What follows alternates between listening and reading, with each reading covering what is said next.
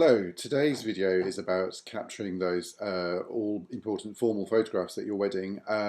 When I meet with wedding couples for consultations, it's often one of the things that they're really concerned about is the formal photographs. I'm essentially, in my approach, very much photo documentary, fly on the wall if you like, in the words I photograph, but most couples, the majority of couples, or their parents particularly, are very, very keen to have some family group shots. Most couples also like to have some photographs of themselves that have been loosely posed as well. But the family group shots are the ones that do cause the most concern. I think a lot of the worries are that they're going to take a long time to organise, they're going to take a lot of time out of the day, guests and family members are going to get bored, and they're just not going to be much fun to do. And I think it is really important that they are fun and they can be fun. For me, it's actually quite nice to do them because I spend a lot of my day photographing in an observational way, but for the family group shots, it's nice to interact with people and talk to people and just have a little bit more sort of hands-on for a few minutes. And normally, actually, there's a few things that we can do actually to make them fun and make them, not particularly painful is the idea.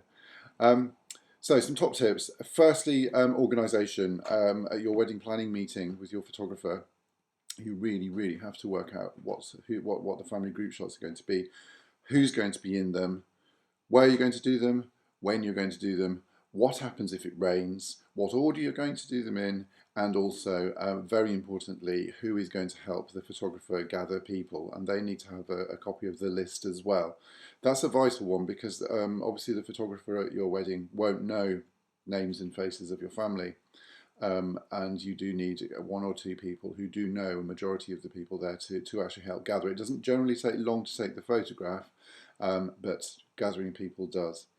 The other thing also is to make sure that everybody that's going to be in the photographs knows where that they're going to be taken as well.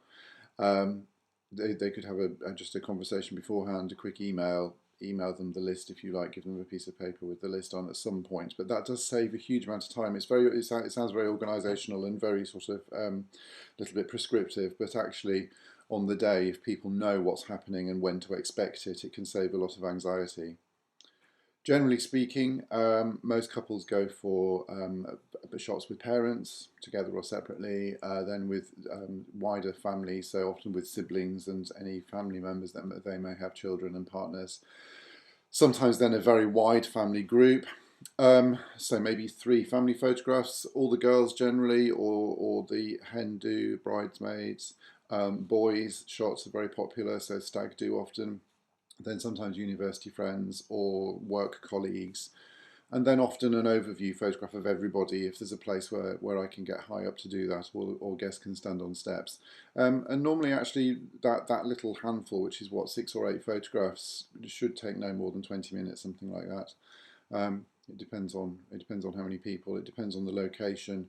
Weddings where there's lots of opportunity for the guests to spread out and go to different rooms and things like that in a venue can be more difficult than places where everybody's on a lawn, say for example, having champagne and canapes and can see and hear what's going on. Okay, well I hope that was helpful. See you in the next video.